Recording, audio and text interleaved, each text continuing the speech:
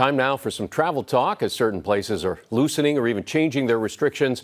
Joining me now from Saudi Arabia is CBS News senior travel advisor Peter Greenberg. First, Peter, any unruly passengers on your flight? Because we hear Delta's taken action on those types of things. None on my flight. What Delta's trying to do is to get the U.S. Justice Department to create a federal no-fly list on any passengers banned by any U.S. airlines. That may not happen. Back in September, the CEO of Delta went to the airlines themselves, his competitors, and asked them to share their list of banned passengers so they could create an industry-wide no-fly list so that a passenger, let's say, thrown off a Delta flight couldn't walk across the terminal and get on a United one. That didn't happen. The Justice Department says they're going to treat each case on an individual basis and hold people accountable for their actions. But let's take a look at the numbers here. Over 6,200 cases of unruly, disruptive, or violent passengers reported by the FAA. How many have actually been prosecuted? About 30. How many have actually been convicted? About 15. So we may come full circle here to an industry-wide no-fly list with nothing to do for the federal government. So let's talk about the mask mandate, because U.S. airline passengers, that's set to expire March 18th. What's your feeling on that? You think that's actually going to happen?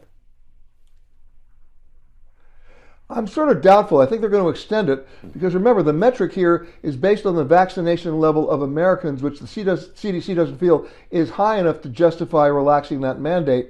Remember, that March 18th date is a decision deadline date. They'll probably act on that about the 1st of March, and my guess is they'll extend it through May. Australia's opening, first time in 2 years. Other countries also opening in time for spring, certainly summer travel? They are. Australia's opening up February 21st.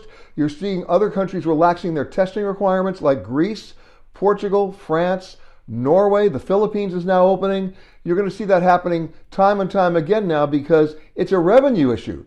No country wants to lose another summer of revenue. And as the vaccination levels rise in those countries, you're going to start seeing those doors start to open. So airfares, let's talk about those. Seem at a premium high right now. If we're looking to book for spring, summer travel, should we actually wait a while to do that?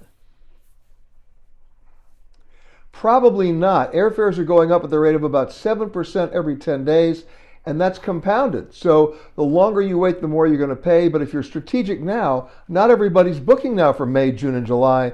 Now's the time to do it, and you will find some savings. All right. Always good to talk to you. CBS News senior travel advisor Peter Greenberg. Stay safe. Thanks, man.